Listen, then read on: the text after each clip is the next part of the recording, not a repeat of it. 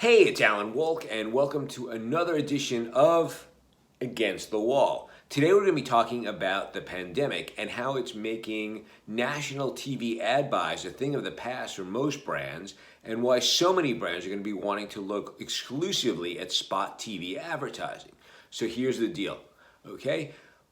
During this pandemic, we're going to be seeing something that's being called the hammer and the dance. So the hammer is when they shut things down, and the dance is when they open things up. Now, this is going to be happening at different times in different regions of the country. So you can't really run a national ad campaign because some people are going to be in lockdown and other people will be not in lockdown, and you need everybody to be in sync. So you only want to send your message to people either in one state or the other, probably the people who are not in lockdown. So that means that a whole lot of advertising that's traditionally bought on a national basis is going to shift to spot. You've noticed that there are no upfronts this year probably, and so that helps too. Now, if you are somebody like an auto manufacturer who has a long sales cycle and you're running image ads, that's something you can buy nationally.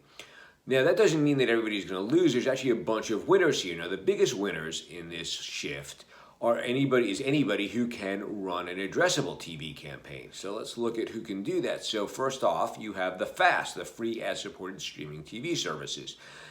While they are national in scope, they are all completely addressable, and that allows them to target local audiences. So you can buy people in certain regions using the FAST. So that's great for them.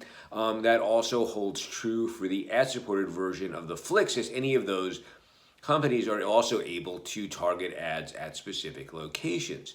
Now, the other thing that you're seeing with this, which is really interesting, is that you see local broadcasters are starting to combine the buys on local linear with buys on OTT. Now, we have a special report coming up about that. And what happens is that you are able to target a specific geography on OTT. So what they do is they take their geography and they take the linear buy, and they can tell who has seen the ad, who hasn't, and if you want to heavy up in a specific geography. So that's a great thing. The other winners here too, it can be the MVPDs, because they also have that capacity they get about 2 minutes every hour in order to run local advertising, and they know through your set-top box where you are, so they can localize it that way, and then they can also transfer that to their VOD inventory, which is fairly extensive. Final winner is going to be the ad agencies, right? So the ad agencies are going to be called on to make this happen, because brands need somebody who can figure out, okay, what's open, what's shut, where we run the ads, where are we getting the most value out of it. And so another entity that's going to win here is anybody doing measurement, particularly attribution. So measurement in general, people are going to want to know how to measure local. They're going to want measurement that goes beyond ratings points and goes deeper into how these ads are doing on local, and that's where attribution comes in, or multi-touch attribution. You may also have heard it called business outcomes, but that can track the sales cycle. It can actually see what the new sales cycle looks like, and since most transactions are happening online, they'll really be able to track things quite thoroughly. So there you have it. That is what's happening. There's an article that you can read. It's linked down there. It explains the whole thing more fully.